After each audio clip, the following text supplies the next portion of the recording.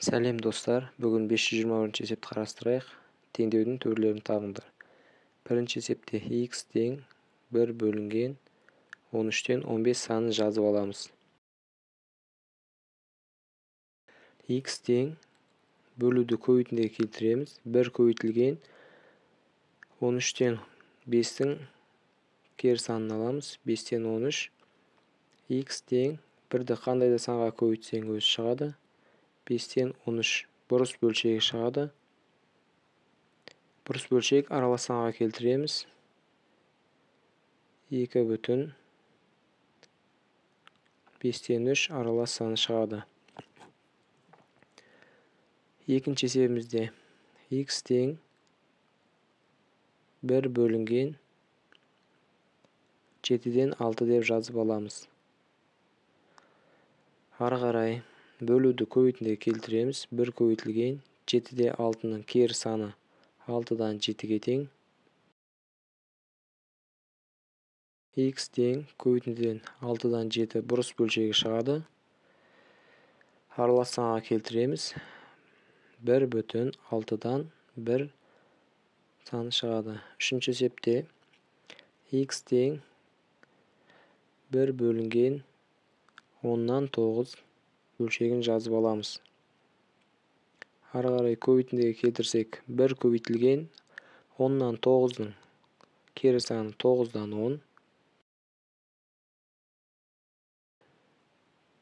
Көбейткенде 9-дан 10-ның өзі шығады.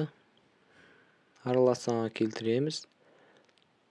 1 бүтін 9-дан 1 аралас санын аламыз. Ары қарай төртінші есепте y тең 1 бөлінген 16-дан 11-ді жазып аламыз. Y тең көбейтуге келтірейік. 1 көбейтілген бөлгіштің кері санын аламыз. 11-ден 16 бұрыс бөлшегі шығады. Көбейткен кезде 11-ден 16 шығады. 11-ден 16 бұрыс бөлшек аралас санға келтіреміз. 1 бүтін 11-ден 5 санына тең. Бесінші есепте y тең 1 бөлінген 51-ден 20 бөлшегін жазып аламыз. Y тең көбейтуге келтіреміз. 1 көбейтілген 51-ден 20-ның кері санын аламыз. 20-дан 51 бұрыс бөлшегі шығады. Көбейтеміз. 20-дан 51 саны өзі шығады. 20-дан 51 бұрыс бөлшек 2 бүтін 20-дан 11 аралас санын аламыз. Соңғы есеп 6-шы есепте y тең 1 бөлінген 35-тен 38 бөлшегін жазып аламыз. Y тең